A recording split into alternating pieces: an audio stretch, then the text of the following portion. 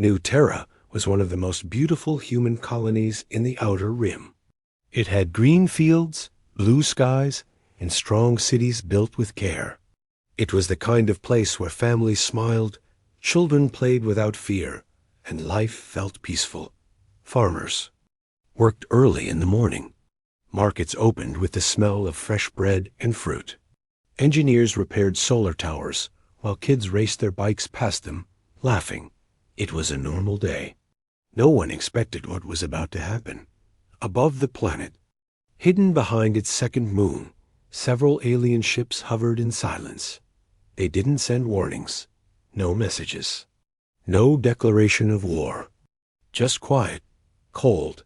Watching Dot at 10:42 a.m., everything changed. The sky turned red. Fireballs dropped from orbit, first one, then many. Explosions ripped through the cities. Buildings shattered. People screamed and ran. Mothers grabbed their children. Fathers tried to shield their families. But it was chaos. One blast hit the city center, where the main colony hub stood. Glass, steel, and bodies flew through the air. Within minutes, flames spread across half the city. The colony's defense systems didn't activate. They were taken by surprise. Dot, in a small shelter underground, a woman named Mara held her daughter. Close. Her hand was bleeding, but she stayed calm for the child's sake. "They're coming," Mara whispered. "Stay quiet. Stay with me." The girl nodded, eyes wide with fear. Meanwhile, far away, a scientist crawled into the wreckage of the communication tower. Smoke burned his lungs, but he didn't stop. His fingers shook as he activated the last emergency beacon. The message was short, and it made it through. "This is New Terra. Under attack, no warning. Multiple ships. Thousands dead. Sending coordinates. Please don't forget us." The screen cracked. And then static. On Earth, deep inside Command Center Aegis, the transmission played on every screen. A dark room full of officers, analysts, and generals went quiet. No one moved. General Corvin, an old man with silver hair and tired eyes, stood slowly from his seat. He watched the final image, the child in her mother's arms, dirt and ash covering her face. "Which colony?" he asked quietly. "New Terra, sir. Civilian population, 3.2 million. Status? Gone." The room remained silent. General Corvin stared at the screen, then looked at the officers. His voice was low, but every word hit like thunder. "Begin Operation Phoenix." Alarms lit up across the base. Subterranean hangars opened. Human warships, sleek, black, silent, rose from hidden chambers beneath the Earth's surface. Satellites reactivated. Old codes were unlocked. In orbit around Mars, a sleeping giant opened its eyes. The Dreadnought Vindicator, Earth's most powerful stealth battleship, long thought to be a myth. It powered up for the first time in 15 years. And on Luna Base, AI command systems awoke, each whispering a single phrase. Protocol Fury confirmed. Back on New Terra, the fires still burned. The attackers, the alien coalition, known only by a symbol, swept the planet clean. They thought it was over. They thought no one would fight back. They were wrong. In the rubble, Mara and her daughter crawled from the shelter after hours of silence. The air was thick with smoke, the sky now gray with ash. The girl looked up. "Where's Earth, Mama?" Mara looked to the stars, eyes red from smoke, but still sharp with something else. Hope. It's coming. Asterisk in the grand chambers of the Alien Alliance. Laughter echoed. 12 alien leaders sat around a long crystal table.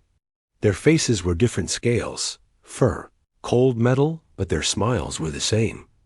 Cruel, proud. A large screen behind them showed footage of New Terra burning.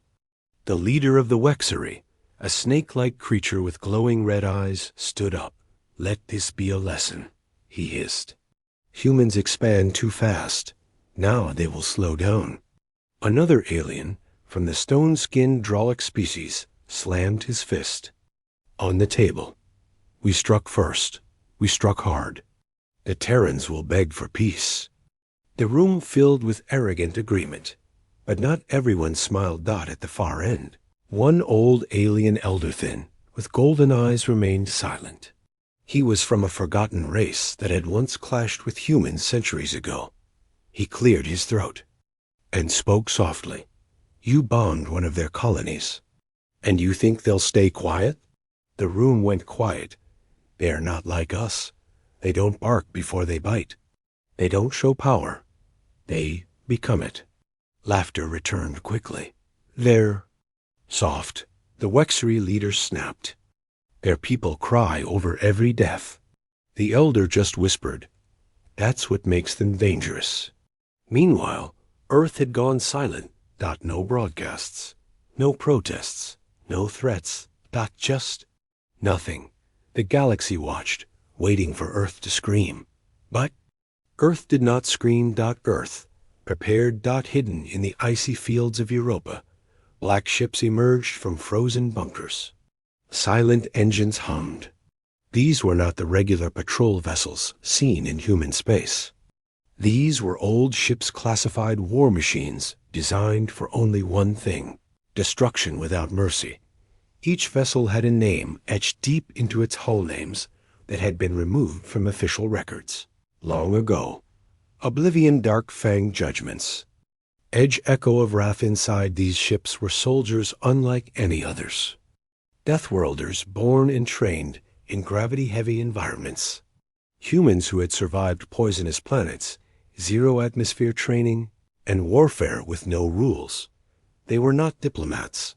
They were weapons. In the command center, the lead ship, Echo. Of wrath, Captain Riker stood staring at a holographic map of the stars. His face was marked with old scars, and his eyes glowed faint blue from neural implants. An officer approached. Sir, orders confirmed. Strike teams await clearance. Riker nodded slowly. They bombed civilians, children, scientists, farmers. He turned toward his crew. They wanted a response. Let's give them a reminder. 2 days later, a listening station on the edge of the Xeran Empire went dark. No distress call. No explosion detected, just silence. When a small alien patrol ship arrived to investigate, they found debris. Floating metal, melted towers, burned flags. No life signs. No heat. In the center of the station ruins, something remained untouched, a floating black cube. Inside, the cube was a message, playing on repeat. We heard your bombs. Now you will hear our silence. Panic spread across the alien alliance. One by one, systems began reporting strange black dots in orbit too small for normal ships, too quiet for standard scans. Before anyone could act, these ships would strike once and vanish into the void. Trade stations burned. Border defenses failed. The stars that once felt safe now carried shadows with human signatures. The Wexery called for an emergency meeting. They're not answering our diplomats, one yelled. They're not sending warnings either, another cried. The elder spoke again. I told you, they do not roar, they whisper, and you're only now hearing it. In a hidden human facility on Earth, General Corvin watched the galaxy react. Reports came in one after another alien supply routes destroyed, fleet yards dismantled, spy networks broken. Corvin looked down at a single photo placed on his table. Little girl from New Terra, covered in dust, staring at the sky. He touched the edge of the photo, then spoke. This is not about revenge. This is about sending a message. They wanted to show the galaxy who rules. Now they will learn. What happens when you wake the sleeping lion? Deep in the black space between stars, a single alien battleship floated near the border of human space. Its crew, from the proud Krell Dominion, watched nervously as the scanners flickered. They had been sent to investigate the silence. Why? Dozens of listening posts had gone dark. Why patrol fleets were missing. Why no one was returning. So far, they had seen nothing. No signals. No debris. Just cold, heavy space. Captain Therick leaned forward. Begin wide scan. Maximum range. The crew obeyed. Moments passed. Then something moved. Fast. Too fast. Alarms screamed as a dark shadow cut across the scanners. In seconds, the Krell battleship's engines shut down. Lights flickered. The ship was blind, and then came a sound no one had heard before. A knock. Not. From outside. From the inside of the bridge door. Before anyone could react, the door exploded inward. A figure stepped through the smoke. Human. Wearing pitch-black armor. No emblem, no color, just darkness. A glowing visor. No voice. The Krell guards raised their weapons, but never fired. The human moved faster than any of them expected. A pulse blade hissed to life. In less than 15 seconds, the bridge was silent again. Captain Therick crawled backward, trembling. Why? The human looked down at him and whispered, "This is for New Terra." Hours later, a different alien patrol entered the same sector to search for the Krell battleship. They found only wreckage. No life signs. No heat. In the center floated another black cube, just like before. It pulsed once, then played a short hologram. A burning planet. A child screaming. A human voice. We remember. Back in the galactic core, panic spread like wildfire. The coalition leaders received dozens of reports, each one worse than the last. Supply stations destroyed. Fleet command posts vanished. Entire training academies emptied. And in each location, no trace of the attackers. The alien leaders began shouting at each other. They're ghosts. They're using Forbidden's tech. They must have help. The Wexery leader screamed. Where is their main fleet? We will crush it head on. But the elder, the only one who remained calm, shook his head. There is no fleet, not like ours. No front lines. No proud banners. Humans do not fight for glory. He looked at them one by one. They fight when you leave them no choice. And when they do, they don't come to conquer. They come to end you. Elsewhere, in orbit above a dying alien moon, the human warship Vindicator hovered in silence. Its hull was matte black, absorbing all light. It had no windows. No external markings. Only one glowing symbol. A burning planet wrapped in chains. Inside, Captain Riker stood at the strategy table, his face grim. His officers reported one success after another. But Riker didn't smile. He simply asked, "Any sign of their leadership?" One officer responded, "Zoker Prime has the highest concentration of command signals. But planetary shields are strong." Riker nodded once. "Then we strike the shadow first." He pointed to a smaller, hidden base, the one that trained spies and assassins for the Alien Alliance. No more games. Burn it to the ground. 3 hours later, that facility hidden inside an asteroid field was gone. No warning. No survivors. Just dust and silence. The galaxy took notice, but the worst was still to come. Because on every destroyed base, on every captured station, Earth left behind a message. Not in threats. Not in shouts. In silence. No human claimed credit. No name was shared. Just those floating black cubes. And the quiet, constant whisper. We do not forget. We do not forgive. We are coming. In a dark chamber far from the galaxies. Kor, the elder, watched the stars carefully. He turned to his students, young aliens from many races. Remember what you see, he told them. This is not about territory. This is not about power. He closed his golden eyes. This is what happens when you make humans fight for something they love. Asterisk across the stars. A strange thing began to happen. Earth stopped speaking. No broadcasts. No diplomatic replies. No warnings. Not even threats. Galactic Alliance sent a dozen ambassadors. None returned. They tried to offer peace. Earth said nothing. They tried to offer trade. Earth said nothing. They even offered to give up entire star systems in apology. Still, silence. The silence was worse than any battle. It meant only one thing. Humanity was not finished. In the heart of the Alliance capital, the leaders gathered again. This time, they were not laughing. The grand chamber was dim. A dark mist of fear hung in the air. Security had tripled. Panic scratched at the edges of every speech. The Wesheri general, once proud, now looked tired and pale. We sent 4 fleets to the outer edge of human space. None came back. No signals. No survivors. Nothing. The Dralic war chief slammed the table. This is madness. Where is their main force hiding? A whisper passed through the chamber. They don't have a main force.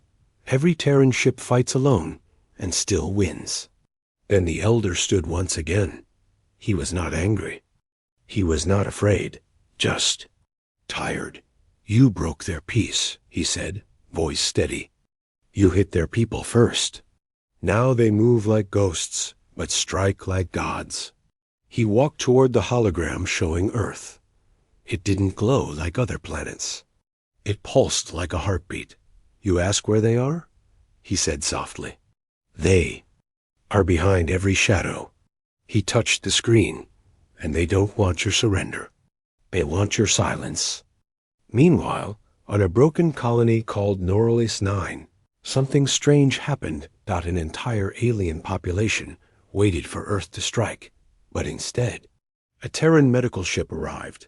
Only one. No weapons. No soldiers. Doctors walked out and began healing.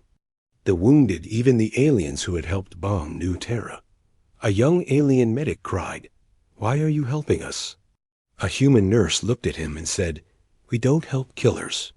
"But your people?" They were never asked. The alien blinked. "Then, why are you here?" The nurse smiled, sad and quiet. "Because the war you're afraid of already ended." Back on Earth, in a massive room buried beneath ice, General Corvin sat in silence. Around him, massive screens showed the galaxy. Each red mark on the map was a system where Earth had already responded. No fanfare. No victory songs, just marks. Quiet marks. A younger officer approached, hesitating. "Sir, some of the remaining Alliance members. They're offering to kneel. Full surrender." Corvin didn't look up. His voice was flat. "We don't want their kneeling. We want their understanding." He stared at the image of New Terra on a side screen. A peaceful colony reduced to ash. A child frozen in time. Did they understand when we asked for peace? When we begged for respect? The officer said nothing. Corvin stood. Then silence is all they deserve now. Far beyond human space, an alien fleet commander named Jorax watched the stars from his cruiser. He had seen the worst of war. His people had bombed many worlds before, but never once had he felt true fear, until now. He turned to his crew, set course for Earth. The bridge officers gasped. "But, sir, we're not attacking, are we?" Jorax shook his head. "No, we're going to deliver something. In person." He held up a small item, a child's toy, half burned, found during the bombing of New Terra. It had been brought back to him as a trophy. Now it burned in his hands like a curse. "I don't want to be forgiven," he whispered. "I just want them to know I was wrong." As his ship jumped toward Earth, his crew whispered quietly behind him. None of them knew if they would return, because no one had entered Earth's space for weeks, and no one had come back. Not a single soul. In the shadows of space, the human dreadnought Vindicator drifted in silence. Its weapons were charged. Its sensors watched every system. Inside, II systems ran constant scans on enemy movements. But its guns did not fire. They waited, not they watched. Because Earth had decided one simple thing. The galaxy had spoken with fire. Now it would listen to silence. Asterisk.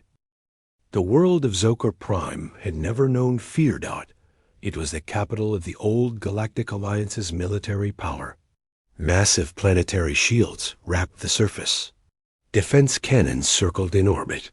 Thousands of warships hovered in permanent formation like a wall made of steel and arrogance. To the galaxy. Zokor Prime was untouchable. To Earth. It was next. Inside the command fortress of Zokor. Supreme Commander Varnax paced before his High Council. He had received reports of vanished fleets, shattered bases, and untraceable Terran attacks. But he refused to believe that Earth had the strength to touch his world. "We have built this fortress for 300 years, he barked. "Let them come. Our guns will light up the sky." One advisor stepped forward hesitantly.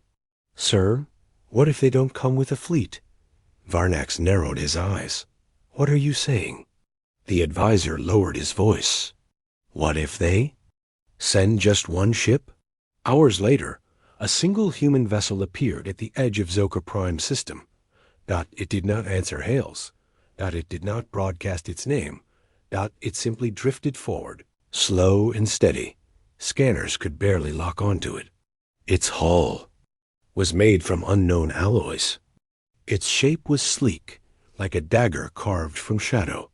No visible weapons, but the energy signature inside was terrifying. The Terran ship moved through the outer defenses like mist. Missiles were fired. Lasers struck, but they passed through. It or around it, or vanished before contact. Varnax screamed, "Fire everything! Bring it down!" Thousands of warships launched volleys into the void. But the Terran ship kept moving. Unstoppable. Silent. Inside. The mysterious ship, known only as the Black Star, Captain Riker stood alone on the bridge. His eyes locked on Zokor Prime. Around him, the ship's AI hummed calmly. Target within planetary shield range.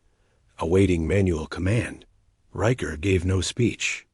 No orders. He simply pressed one button and whispered, "End it." From the ship's hull, a single glowing rod descended toward the planet.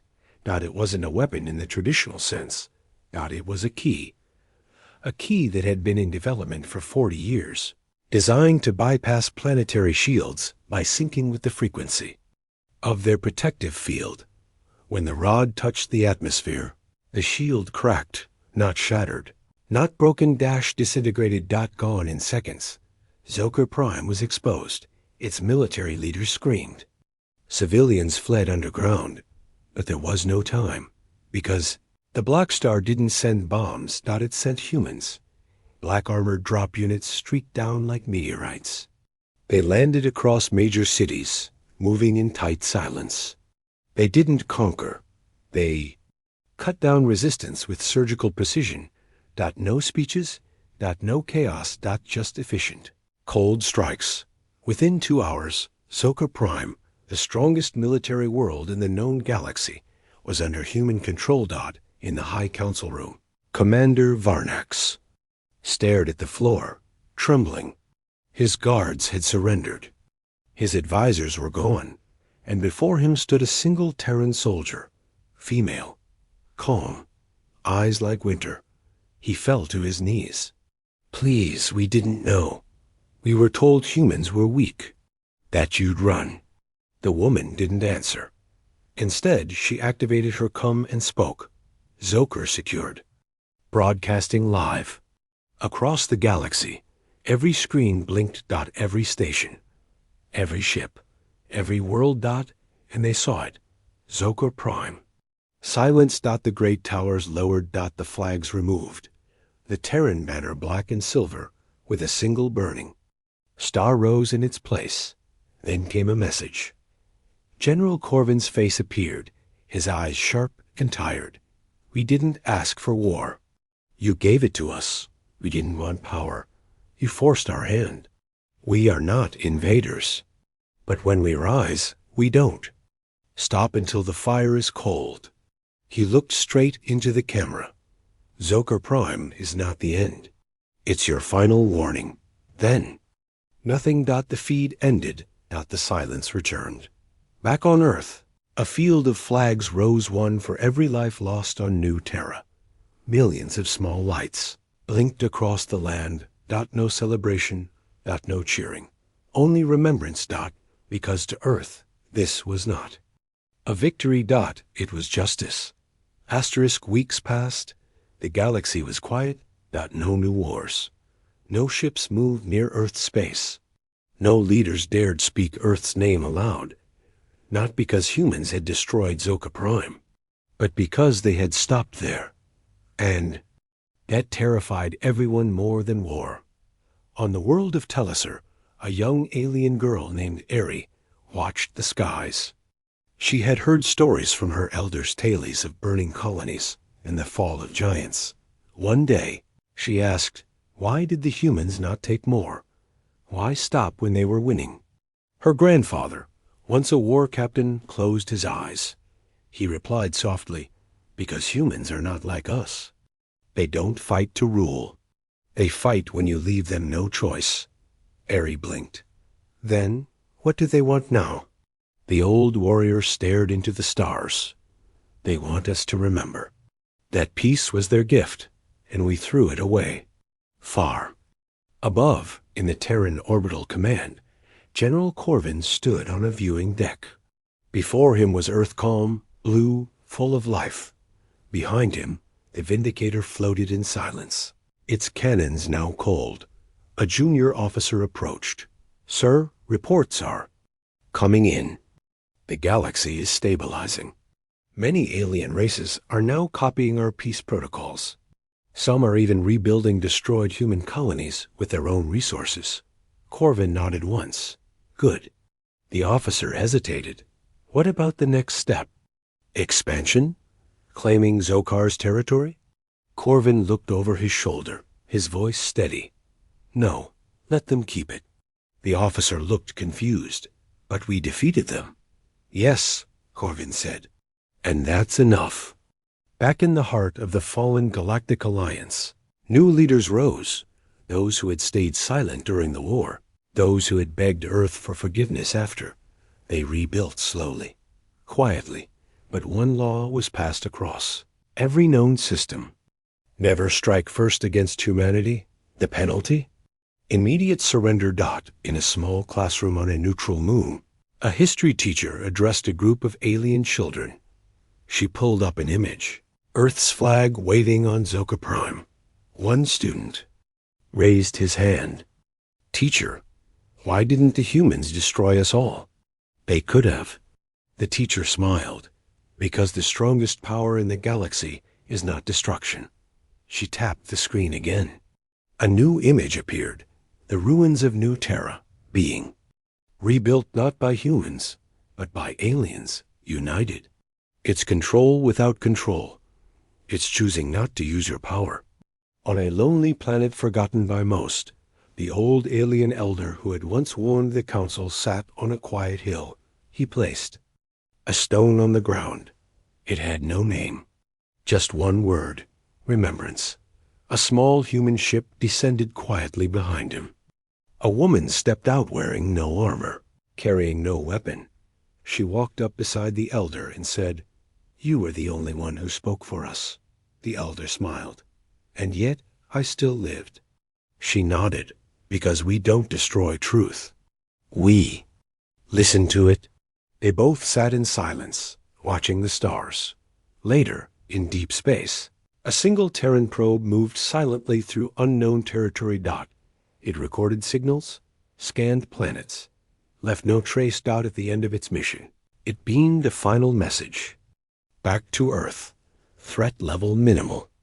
Galactic memory restored. Peace returning. Humanity not feared, but respected. On Earth, the memorial to New Terra was complete. A wall of black stone stretched a mile long. with millions of glowing names carved into it, names of the dead. Children came to visit. Soldiers bowed their heads.